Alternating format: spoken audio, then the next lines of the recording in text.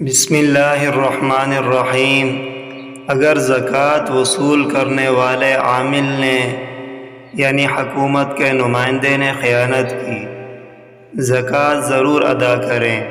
وعن عدی بن عمیرۃ قال قال رسول اللہ صلی اللہ علیہ وسلم من استعملناه منکم على عمل فکتمنا مخیۃ فما فوقہ کان غلولا یأتی بہ یوم القیامہ، رواہ مسلم۔